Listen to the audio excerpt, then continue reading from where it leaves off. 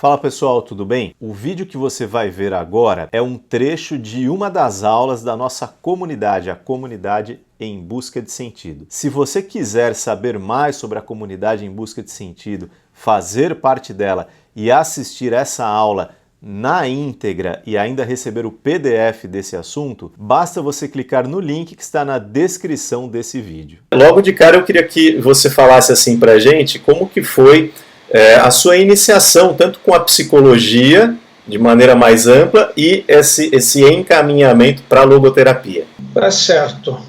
Bem, na verdade, o meu primeiro encontro com a logoterapia, eu diria que foi na graduação em psicologia, o que é algo relativamente raro, bastante raro.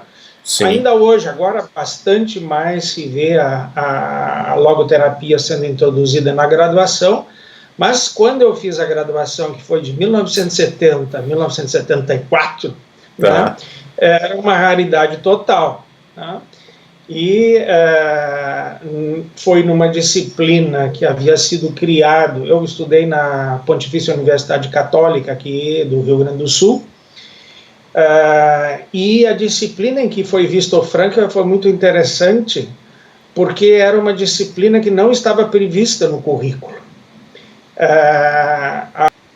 Estava na época fazendo uma disciplina que era cultura religiosa em todos os cursos da universidade. Tá. Como não estava no nosso currículo, e isso implicava que nós teríamos que pagar mais uma disciplina, e também havia o temor de que cultura religiosa significasse, na verdade, que ia nos dar catecismo ou coisa assim, a turma meio que se rebelou e não queria ter a disciplina. Mas, no fim, fizemos um acordo com o diretor da psicologia, que era um irmão marista, em que ele disse que, bem, então não precisaríamos pagar a disciplina, mas nós teríamos que fazer a disciplina. Tá. Então a gente concordou, mas tivemos uma sorte muito grande que a pessoa que nos deu a disciplina, nós não sabíamos quem seria, era um psicólogo, na época era um padre, depois até ele saiu, casou, nós costumávamos brincar que foi por causa de nós, mas não é verdade. Né? E ele fez uma disciplina que foi uma das disciplinas mais interessantes que eu já vi, porque ele escolheu 4 livros para nós lermos nessa disciplina de cultura religiosa, e dentro da uma universidade católica que queria implantar a cultura religiosa, o primeiro livro que nós lemos, na verdade, foi do Freud, O Futuro de uma Ilusão, em que o Freud coloca a posição dele, né, totalmente crítica, né? Exatamente, uma posição crítica, né? Inclusive algo da qual a humanidade devia se livrar, né? Enfim, muito interessante, muito bem escrito, para nós que estamos começando foi bem interessante. Depois vimos outros 2 livros que têm o mesmo nome, que é Psicanálise e Religião, uma do Gregory Zilberg, que é um escritor católico, né? Ou pelo menos tem influências, o Erich Fromm, psicanalista, e na linha um pouco, alguma coisa de existencialismo, com algum afastamento do Freud, não completamente, mas alguma coisa, e finalmente a gente viu somente uma parte, porque o acesso que nós tínhamos ao livro do Frankl era em xerox, cópia xerox, nós vimos Em Busca de Sentido. Então foi uma enorme surpresa conhecer aquele autor, conhecer um pouco da história dele, foi interessante de ver, mas depois dessa disciplina simplesmente desapareceu do curso, nós nunca mais ouvimos falar no curso de logoterapia e Viktor Frankl. Sim. A formação era basicamente, em todos os cursos, era basicamente psicanalítica, né? Não se ouviu mais. E depois, aí sim, eu comecei, depois eu fiz meu mestrado, que eu fiz nos Estados Unidos, aí eu encontrei outros livros do Frankl. Depois, como eu moro em Porto Alegre, Rio Grande do Sul, próximo à Argentina, e nós estávamos naqueles períodos em que havia mudanças de câmbio, às vezes era muito barato ir para Buenos Aires e para a Argentina, então eu fui relativamente frequente lá, e Buenos Aires é um tesouro em termos de possibilidades de livros, de livrarias, né? Sim. E aí eu encontrei outros livros do Frank, e a gente começou a trabalhar nisso, né? E, enfim, foi se avançando, mas eu me sentia um pouco sozinho, porque eu não conhecia outras pessoas que trabalhavam com logoterapia ou estudavam logoterapia. Como um autodidata você estava lá, então? Sim, porque eu não conhecia ninguém, mesmo em Porto Alegre, eu praticamente não tinha contatos, todos nós tínhamos tido formação dentro da linha psicanalítica, depois eu comecei a me interessar por isso eu vi na faculdade, né, gostei muitíssimo, e que de certa forma me afastou mais da linha psicanalítica, né, e posteriormente, daí sim, bem mais adiante, em 1984, antes de 84, a professora Ija Schauser, que era professora na PUC, e responsável pela ideia, quando ela descobriu, estava fazendo mestrado, ela descobriu, não estava muito satisfeito com as teorias que ela estava estudando, e alguém recomendou para ela o livro do Frankl, Em Busca de Sentido, mas não tinha disponível aqui. Mas ela não teve dúvida, ela foi imediatamente para Buenos Aires, fez contatos lá, comprou o livro, leu numa noite o livro, né, e voltou entusiasmada com a ideia do Frankl. Tá? E imediatamente ela começou a mexer para trazer o Viktor Frankl para o Brasil, tá? E para Porto Alegre, que, de certa forma, imagine-se em 1984, não é que nem hoje em dia que a gente tem todos esses recursos, até para telefonar era uma coisa complicada, tinha que marcar, então não tinha outros contatos, cartas levava tempo, né? Mas ela foi se mexendo para exatamente, no fim, trazer o Frankl. Eu acho que muitos dos que acompanham a gente aqui aprendendo de logoterapia talvez não saibam, mas existe um cenário muito forte na América Latina, não é, de logoterapia. Eu já ouvi eu já ouvi algumas pessoas que até tentam ensinar logoterapia, falando que não existe nada que preste de logoterapia na América Latina.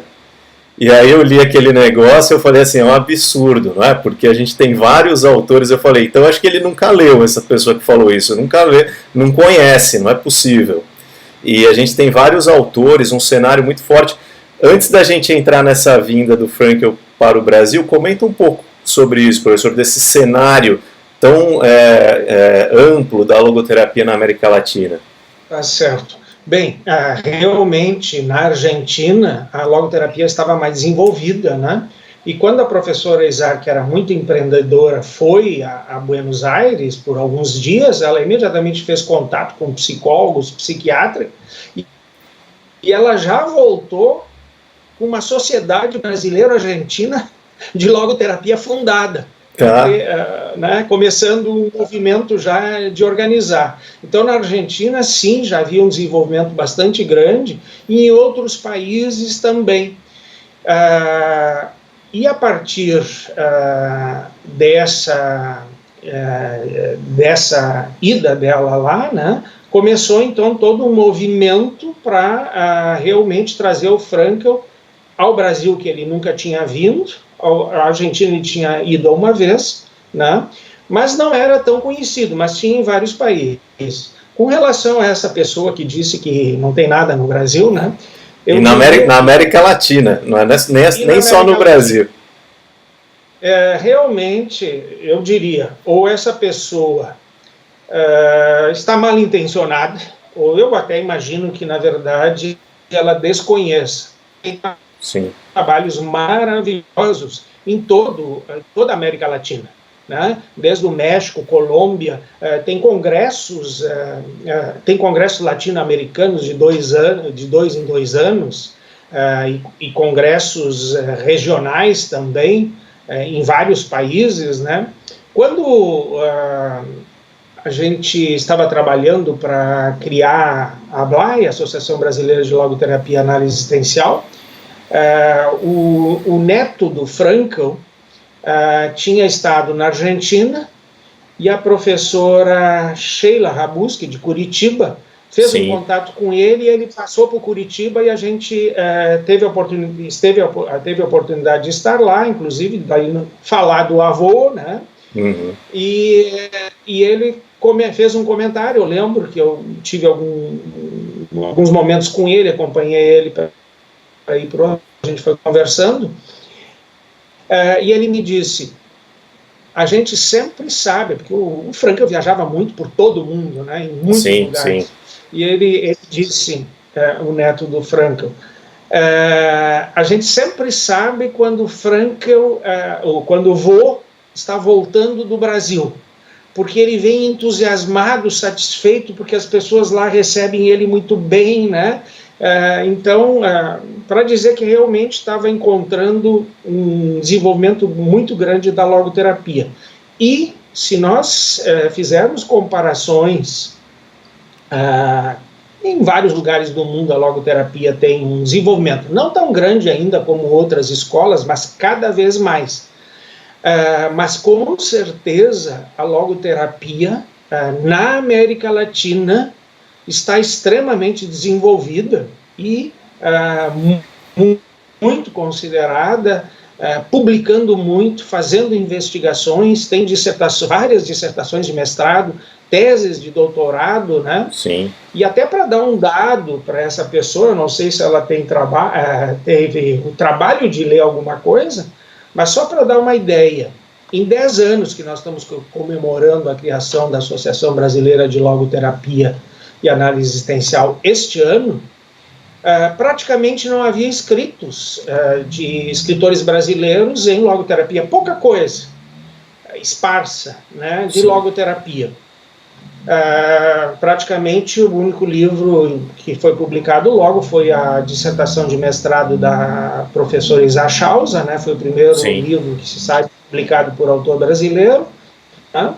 E depois da criação, nós já temos, eu já perdi a conta, para dizer a verdade, mais de 50 livros publicados por vários autores brasileiros, né? E cada vez está saindo livros, né? Então, essa pessoa dizer isso, ou ele leu todos e não gostou de nenhum, ou ele não leu nenhum e não sabe do que ele está falando, né?